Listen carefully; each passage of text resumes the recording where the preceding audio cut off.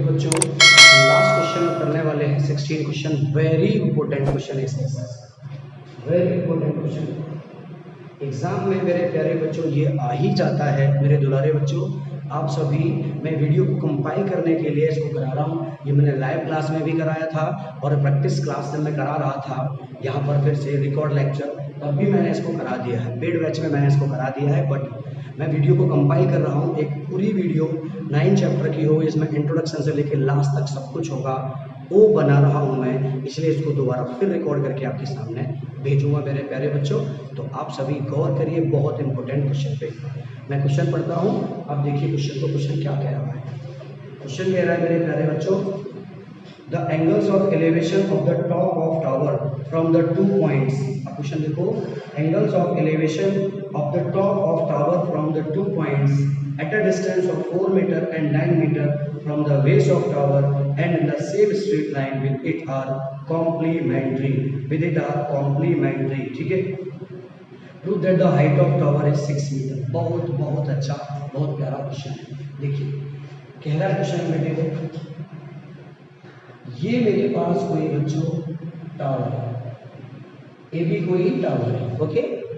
अब ध्यान देना, the angles of elevation of the top of tower from 2 points at a distance of 4 metre and 9 metre. देखो एक straight line है मेरे बच्चों, इस स्ट्रेट लाइन से इसके टॉप को देखने पर, इसके टॉप को देखने पर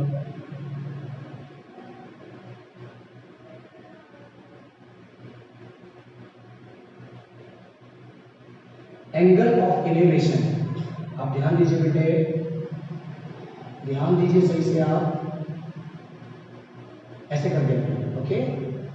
2 पॉइंट है सेम स्ट्रेट लाइन पर, जो क्वेश्चन कह रहा है उसके according, the angles of elevation of the top of tower from 2 points at a distance of 4 metre and 9 metre. मेरे बच्चों एक पॉइंट है 4 मीटर दूर, मैंने सी हो गया, और एक पॉइंट है 9 मीटर दूर। तो सी पॉइंट कितना मीटर दूर है? 4 मीटर, ए से, ठीक है बच्चों। और जो डी पॉइंट है वो कितना मीटर दूर है? 9 मीटर दूर है। तो 2 पॉइंट है सेम स्ट्रेट लाइन पर, वहां से इस टावर के टॉप को देखने पर एंगल जो है वो एंगल मेरे प्यारो, मेरे दुलारो, एंगल कॉम्प्लीमेंट्री है। एंगल क्या है? कॉम्प्लीमेंट्री है। आपको समझाता हूँ मैं बात को, एंगल क्या है? कॉम्प्लीमेंट्री है मेरे प्यारो। अब आप समझिए बात को गौर करके कि अगर एक एंगल थीटा है तो दूसरा एंगल 90 माइनस थीटा होगा। क्यों होगा? 2 कॉम्प्लीमेंट्री एंगल का सम 90 डिग्री होता है। 2 कॉम्प्लीमेंट्री एंगल का सम कितना होता है प्यारे बच्चों? 90 डिग्री होता है। इसीलिए अगर एक थीटा है तो दूसरा 90 माइनस थीटा होगा। आप चाहे इसको थीटा बोलिए तो इसको 90 माइनस थीटा बोलिए। मेरी बात समझ गए? कैसे बेटा, एक एंगल 30 डिग्री है, इसका कॉम्प्लीमेंट क्या होगा? आप बोलेंगे 90 माइनस 30 क्या हो जाएगा? 60। एक जब 30 डिग्री है तो दूसरा निकालने के लिए आप 90 में से माइनस करोगे मेरे प्यारो। इसीलिए अगर एक थीटा है तो दूसरा 90 माइनस थीटा हो जाएगा प्यारे बच्चों, 90 माइनस थीटा हो जाएगा। मुझे मालूम है ये 90 माइनस थीटा हो जाएगा, ओके। आगे बात करता हूँ मैं, ये थीटा है और ये 90 माइनस थीटा। अब इसकी जो हाइट है बेटे, इसकी जो हाइट है वो हाइट मैंने एच लेट कर ली, बट वो क्वेश्चन में हमसे कह रहा है कि हाइट को 6 मीटर प्रूव करना है। Height of tower equal to 6 metre, ये हमको प्रूव करना है। कोई बात नहीं, आ जाते हैं बच्चों बात पे। लेट करेंगे, let A B a tower, let A B a tower, ठीक है, A B a tower and C comma D are points on straight line, on same straight line, on same straight line such that AC equal to 4 meter and AD equal to 9 meter। 9 metre, but तो ये 4 metre है और पूरा ये 9 metre है, okay. And angle of elevation from C and D to top of tower we complementary, इसका मतलब बेटे मैंने लेट कर लिया angle VCA equal to theta. जब ये थीटा हो गया and then angle VDA equal to 90 minus theta. ये थीटा का 90 माइनस थीटा। ओके, और क्या किया मैंने, and let height of tower AB equal to h metre. We need to prove that, मेरे प्यारों, we need to prove that height of tower equals to 6 metre. Okay, इसकी जो height है वो हमें 6 मीटर मानी है। एक बात जान लीजिए आप, इसकी मैं ट्रिक भी आपको बताऊंगा, बहुत सरल है बेटा। रूट ए 4 9 का 36 का रूट 6 आ जाएगा। अब ध्यान रखना, जब कभी एंगल कॉम्प्लीमेंट्री एंगल होते हैं तो जो हाइट होती है रूट ए भी होती है।